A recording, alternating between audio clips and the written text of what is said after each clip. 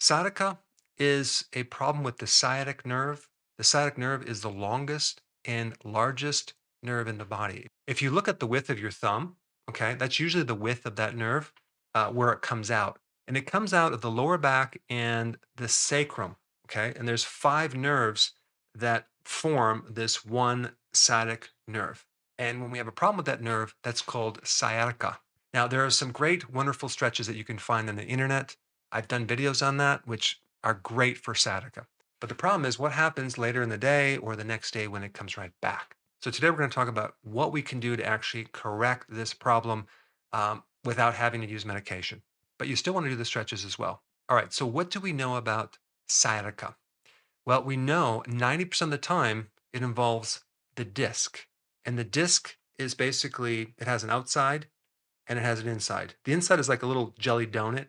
And what happens when the outer part of that disc gets weakened, some of that jelly can kind of squeeze out, and that can put pressure on part of the nerve roots that make up the sciatic nerve. And then you'll have pain either in your butt or it travels down the back of the leg all the way down to the foot or the outer part of the leg. And sometimes it's not just like severe pain, it could be a numbness, it could be a burning, it could be a gnawing, like a deep kind of irritating type sensation.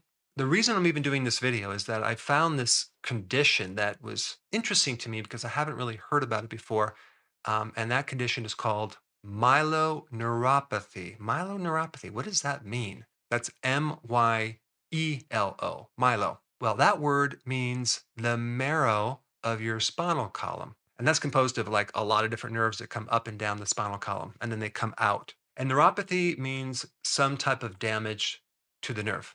So, this condition, myeloneuropathy, is really a combination of a problem in the spinal column and the nerves that come out called the peripheral nerves. And this can give you a lot of different nerve problems, including a lot of sensory nerve problems, like I just mentioned, like the burning, the gnawing, the numbness, severe pain, and even weakness in the muscle because these nerves connect with muscles.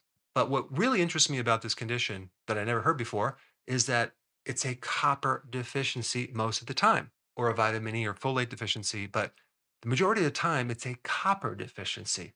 So I started looking at copper in relationship to the sciatic nerve, and I found some fascinating information. Number one, there's all sorts of different types of therapy that use copper for inflammation and pain, like copper bracelets, copper patches, copper cream, and even a brace that you could wrap around your upper hip area that can cover the sciatic nerve, or at least the origin of the sciatic nerve, and it's laced with copper. And a lot of people are reporting amazing results with that. And we don't really know exactly why copper can help pain and inflammation. And I'm talking about just topically putting it on the body. I mean, something could be actually potentially kind of being absorbed, maybe, but maybe not. But I know copper is a very conductive metal. And so maybe it does something with the electrical fields that are out of balance in the area of pain. I don't know.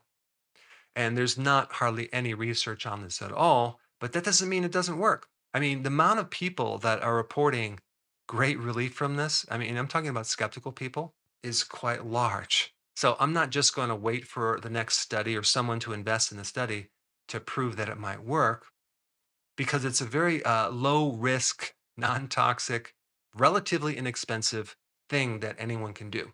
And even in ancient Egyptian times, they used copper bracelets, copper jewelry for their pain, inflammation, and arthritis. And since we're on the topic of arthritis, the Arthritis Foundation said that there's no validity to using these copper bracelets or even magnetic bracelets. So you know you want to try it because whatever they say not to do usually is going to work very well. Simply because of who funds these organizations, right? Drug companies. I don't know. For all I know, they probably started some of these foundations. Now that's using copper externally. But what about this copper deficiency? What does that have to do with anything? Well, it has to do with a lot because it's involved with quite a few different enzymes. And one of the enzymes that create a big impact on sciatica is the enzyme that uses copper as an essential cofactor for building collagen and connective tissue. And guess what? Is your disc made of collagen? Well, yeah, 75% of the outer part of that disc is made from collagen. So if you're deficient in collagen, could it be possible that you can have a weakness within the disc? Now, copper is also used in enzymes that involve nerves, okay? The nervous system, nerve transmission, and even myelin that protects the nerve. So a lot of things start lining up in relationship to looking at a copper deficiency and potentially having a sciatic type problem. I know other people might develop like carpal tunnel syndrome when they have a copper deficiency as well. So, copper is essential for collagen. And I've done other videos on collagen before and talking about how important vitamin C is in making collagen. But guess what? If you look in nature, copper makes up part of that vitamin C complex. So we have copper for collagen and connective tissue. We also have copper for the nervous system. Certain parts of your brain have very high levels of copper. Dopamine, this is why there's usually a copper deficiency when a person has Parkinson's involving dopamine. And we know dopamine involves the nerve muscle connection and issues with that. Copper is also involved in making energy, helping you sleep, also in making melanin, which helps prevent graying of the hair. It's also involved with red blood cells, and we're going to come back to that in a second. It's involved in the formation of bone and is an antioxidant. So, how would someone become deficient in copper? Well, a lot of people are deficient in copper from various reasons. One is they don't have enough copper in the diet, which I will get into, like what foods are high in that. But it's really high in the shellfish and organ meats, which two things that people don't consume a lot of. Also, athletes are usually low in copper because they're doing a lot of physical exercise that use up a lot of energy that require an increased demand of copper, and especially if they're doing exercise at higher altitudes, because that involves strain on the red blood cell. But the more exercise you do, the more copper you're going to need. And you can imagine if an athlete is really working out and they're not eating right, they can end up with a copper deficiency and then have a weakness within the connective tissue or collagen and create a problem with the tendons, ligaments, muscles, and discs. Now, also, if you take a lot of zinc, okay, without the opposing mineral copper, you can create a copper deficiency as well. Also, if you take a lot of iron, you can deplete your copper. There's many different reasons why enriched flour products, as in the breads, the pasta type foods, can deplete copper. Fluoride from your tap water definitely depletes copper. Too much vitamin C, but mainly in the form of ascorbic acid.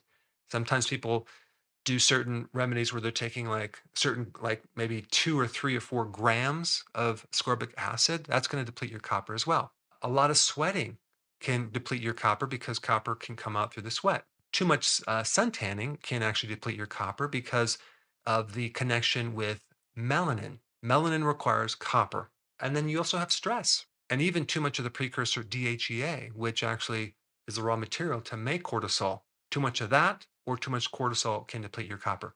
Even when you have a lot of potassium, without these trace minerals like copper, that can worsen the deficiency. And of course, you have distilled water as well. You're going to create a deficiency of all the minerals with distilled water. You have to put those back in. Also, we have high levels of niacin can deplete copper to a certain degree.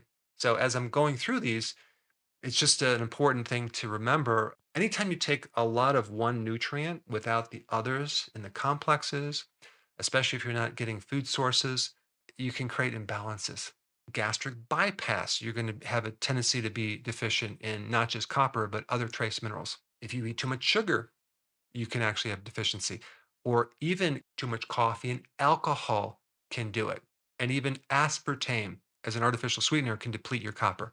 But I think there's one additional thing that's very, very important. And I looked at this as well. Um, Probably people that have sciatica also have a genetic issue with copper being absorbed, creating a deficiency, even though you're taking normal amounts. And that's related to kind of a topic I've been deeply studying on DNA. It's called polymorphism. That's a mutation or an error in the gene that can leave you deficient in certain things. Well, I found two different genes that if you have a problem with that, you most likely will have a copper deficiency, and then that can relate to other issues as well. And the study that talks about that associates a higher level of getting carpal tunnel syndrome, which is pain in the wrist, as well as compression fractures because copper is involved in the bone because a certain part of your bone is made out of collagen. All right, so all this is very interesting, but what can you do about it? Well, you have options. One really good remedy might be to do a search on Amazon to find one of those copper braces. And when you see the copper braces, it looks like it supports the hip, but it wraps around the buttocks, right where that sciatic nerve comes out, and it's in the upper thigh, and it's lined with copper. That might be a really good solution to give you temporary relief, as well as these other products that have copper patches or even a copper cream. But it's also important, number two, to make sure you're getting enough copper from the food. And so the food that has the most copper would be beef liver. It could be any liver, but liver in general. Number two, oysters. Number three, shellfish. Number four, dark chocolate. Of course, get the sugar free. Number five, cashews. And number six, meat in general, like grass fed beef. Now, number three, if you're going to do a copper supplement, okay, which is not a bad idea because that way you can actually correct it. And by chance, if you have this genetic weakness, you're going to have to take a little more than just the bare bones amount. So, what I would recommend is I would start with 2 milligrams of copper per day and slowly increase that over a period of 1 month to 20 milligrams. And you can do the math on that. But every several days, you take a little bit more and more and more until you achieve 20 milligrams. So you might need these higher amounts to make the change necessary for your disc to start healing up and your nervous system to start healing up. And then after a month, you can play around with it, reduce the dosage, see how you feel. If you do good, then stay at a lower amount. If it gets worse, take a little bit more. And then over a period of maybe 3 or 4 months, maybe kind of wean it down to like 2 milligrams a day and see if that's all you need. But the point is, I wanted to put this focus on this connection between copper and sciatica. It's very interesting, but it doesn't invalidate the necessity to do these stretches. Now, because of the censoring and the suppressing of the algorithms on YouTube, it's becoming more difficult to find my content. And there's a lot of content that I cannot put on YouTube, unfortunately. So to make sure you have full access of all my information, go to drberg.com and subscribe to my newsletter by clicking the link down below in the description. I will see you on the other side. And if you have not seen this video, you should check it out. It's very, very important.